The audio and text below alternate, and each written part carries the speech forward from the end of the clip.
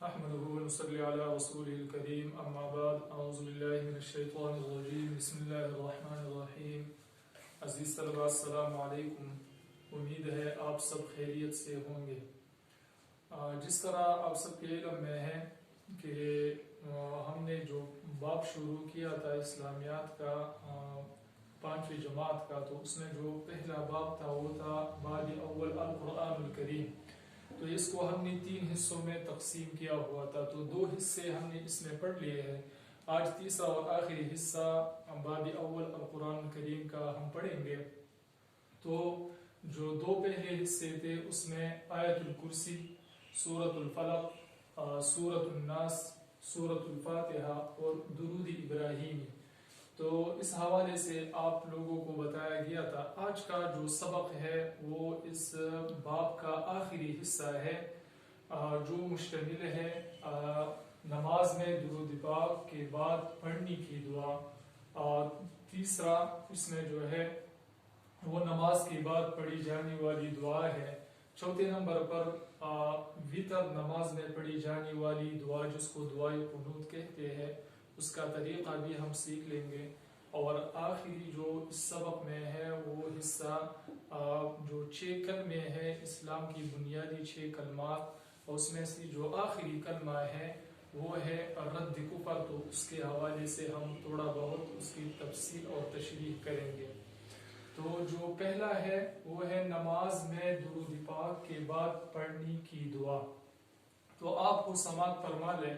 رب اجعلنی مقیم الصلاة ومن ذریتی ربنا وتقبل دعاء ربنا اغفر لی ولوالدی وللمؤمنین یوم یقوم الحساب. اور اس کے بعد جو دعا ہے وہ ہے نماز جب ختم ہو جائے تو اس کے بعد پڑھی جانے والی دعا وہ ہے ربنا آتنا فی الدنیا حسنہ وفی الآخرۃ حسنہ وقنا عذاب النار. تو اس میں جو بات سمجھنے کی ہے ان 2 دعاؤں میں عزیز طلباء وہ یہ ہے کہ اکثر اوقات جو ہم نماز میں پڑھتے ہیں جو آخری فرض قاعدہ ہے اس میں، تو جب درود ابراہیمی ختم ہو جاتا ہے تو اس کے بعد اکثر لوگ جو دعا پڑھتے ہیں تو وہ ہے اللہم ربنا آتنا فی الدنیا حسنہ وفی الآخرۃ حسنہ وقنا عذاب النار. اور پھر نماز کے بعد جو دعا پڑھی جاتی ہے وہ ہے رب اجعلنی مقیم الصلاة ومن ذریتی ربنا وتقبل دعاء ربنا اغفر لی ولوالدی وللمؤمنین یوم یقوم الحساب. لیکن یہاں جو کتاب میں لکھا گیا ہے یہ اس سے بالکل الٹ ہے، حالانکہ دونوں ہی صحیح ہیں. حدیث میں دونوں وارد ہوئے ہیں.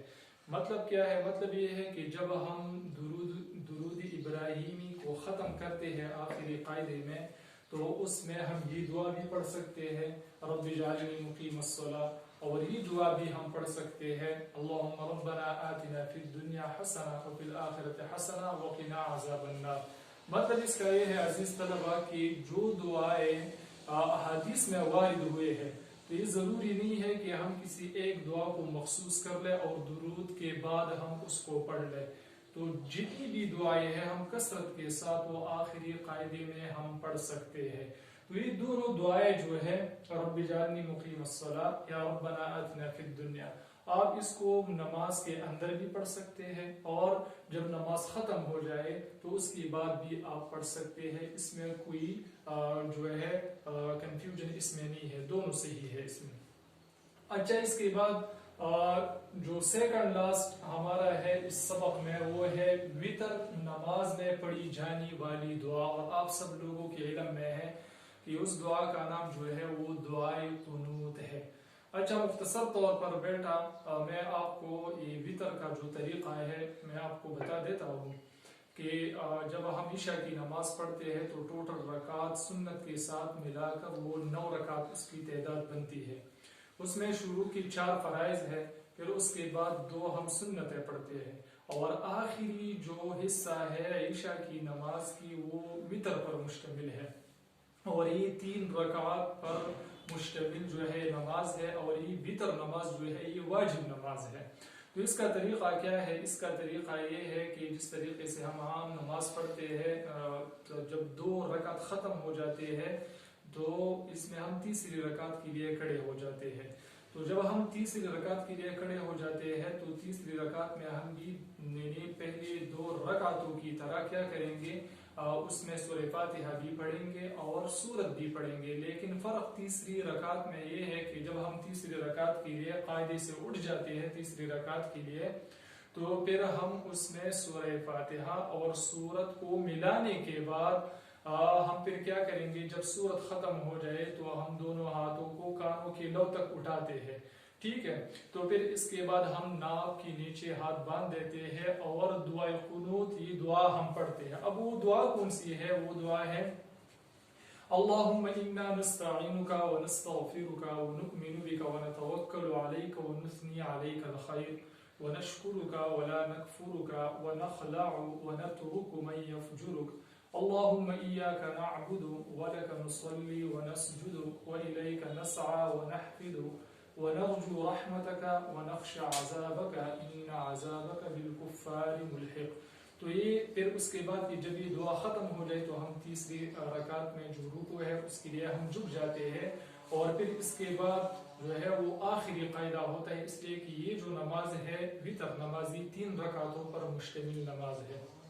تو یہ طریقہ تھا مختصر سا جو میں نے آپ لوگوں کے سامنے بیان کیا. تو وتر میں جو پڑھی جانے والی دعا ہے اس کو کیا کہا جاتا ہے؟ وہ ہے دعائے قنوت.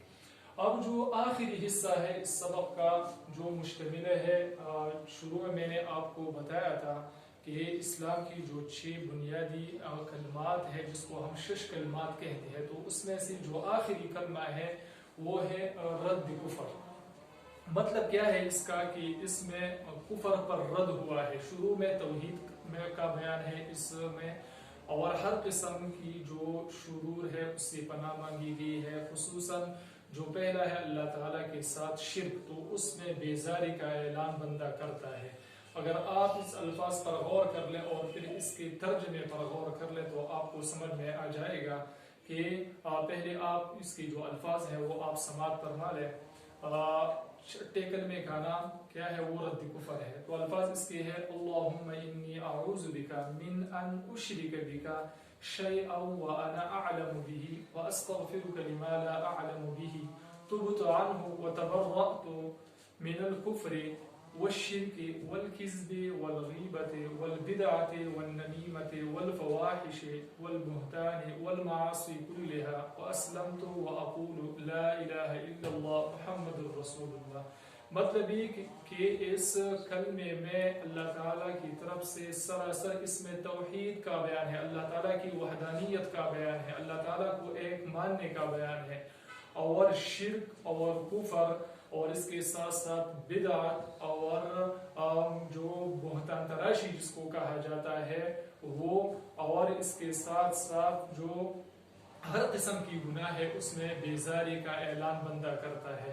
تو یہ کلمہ جو ہے یہ ان تمام چیزوں پر کیا ہے؟ وہ مشتمل ہے، اور اس کو کیا کہا جاتا ہے؟ رد کفر کہا جاتا ہے. تو امید ہے عزیز طلبہ کہ آج کا سبق جو ہے وہ آپ کے سمجھ میں آیا ہوگا. انشاءاللہ نیکسٹ سبق کے ساتھ آپ کے سامنے پھر حاضر ہوں گے. السلام علیکم ورحمۃ اللہ وبرکاتہ.